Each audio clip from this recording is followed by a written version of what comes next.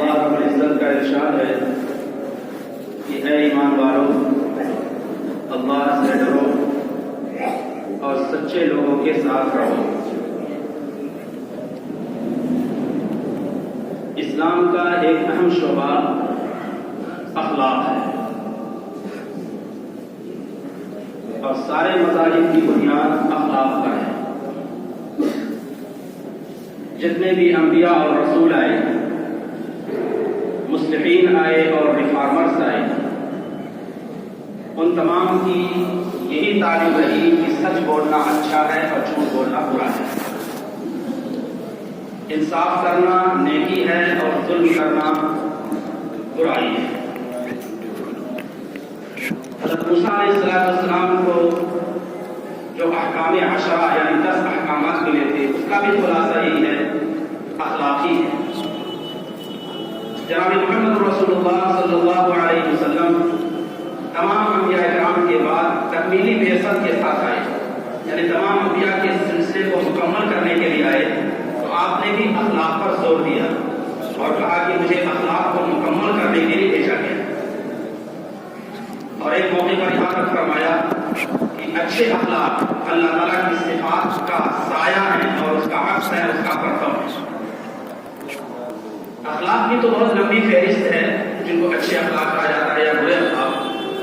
ان میں 2 اخلاق ہیں، ایک سچ بولنا اور دوسرے جھوٹ بولنا۔ ہر انسان کی بات اور اس کا عمل، اس کی درستگی کی بنیاد اس پر ہے کہ اس کی زبان اور اس کے دل میں ہم آہنگی ہو، موافقت ہو، اسی کا نام سچائی ہے۔ اس کے زبان اور دل میں ہم آہنگی اور موافقت ہو، سچائی ہے۔ جو سچا نہیں ہوگا اس کا دل ہر برائی کا گھر ہوگا، لیکن جو سچا ہوگا اس کے لیے ہر نیکی کرنا آسان ہو جائے گا۔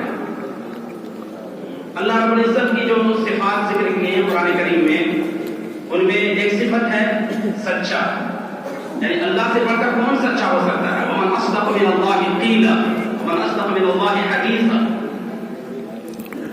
اور انبیاء کرام کی صفات بھی سچے لوگوں کی صفات ہے۔ حضرت ابراہیم علیہ السلام کی صفت صدیق بیان کی گئی، حضرت اسماعیل علیہ السلام کی صفت صادق الوعد یعنی وعدے کے پکے اور سچے، حضرت ادریس علیہ السلام کی صفت صدیق بیان کی گئی، حضرت مریم کی صفت صدیقہ بیان کی گئی، سچی تھی اور راست باز تھی۔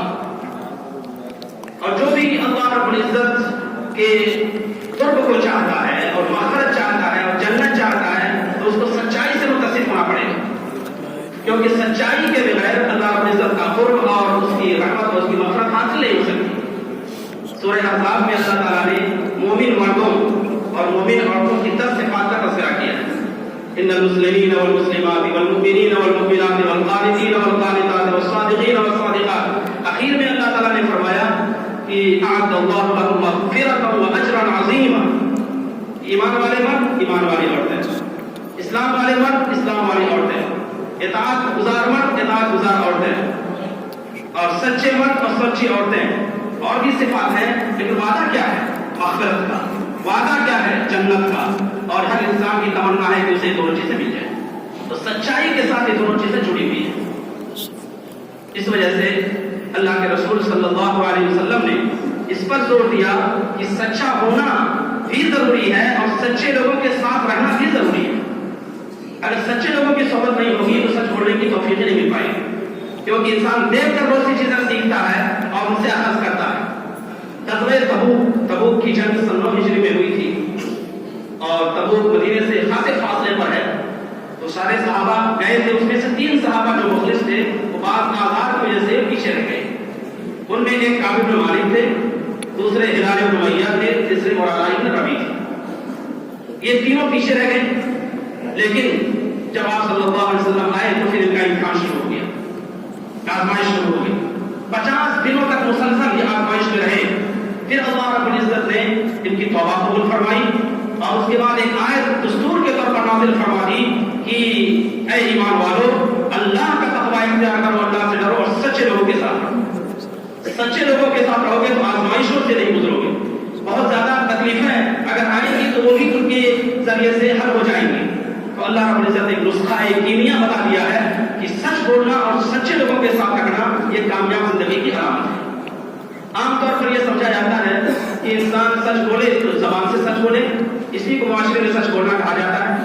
लेकिन अगर गौर किया जाए, देखा जाए तो सच्चाई का बहुत वसी मफहूम है।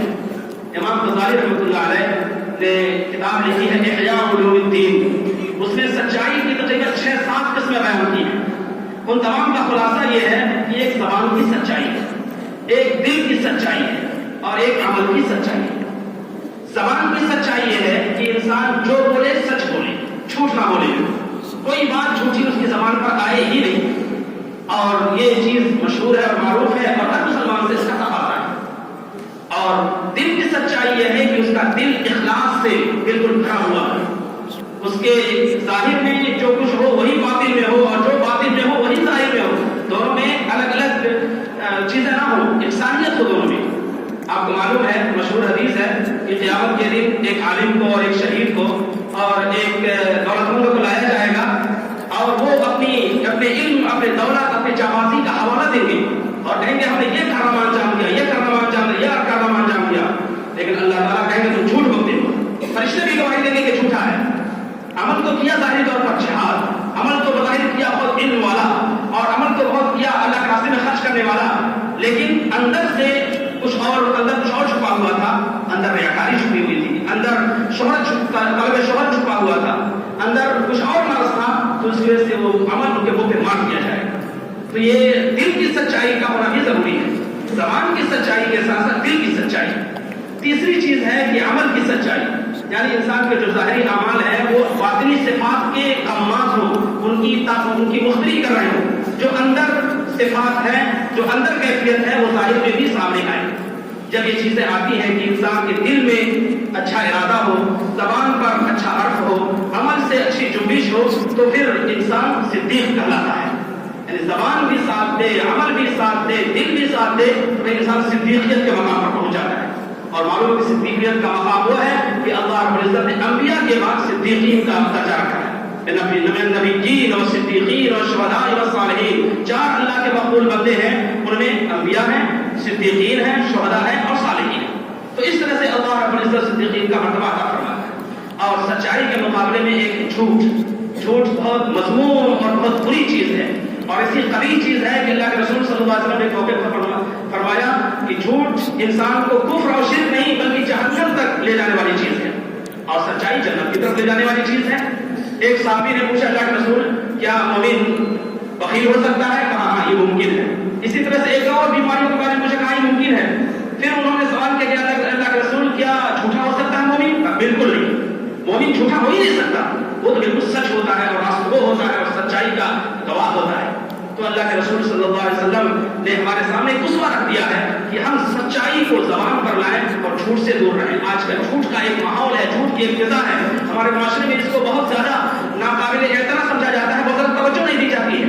जरूरत है कि हमारी ज़बान पर सच हो, किराए इशारों में भी झूठ ना हो, अमल से भी झूठ ना हो और दिल के जरिए तो और झूठ ना हो, वरना वो निफाक कहलाएगा। अल्लाह ताला हमें तौफीक़ से नवाज़े और सच्चाई को इख्तियार करने की तौफीक़ अता फरमाए।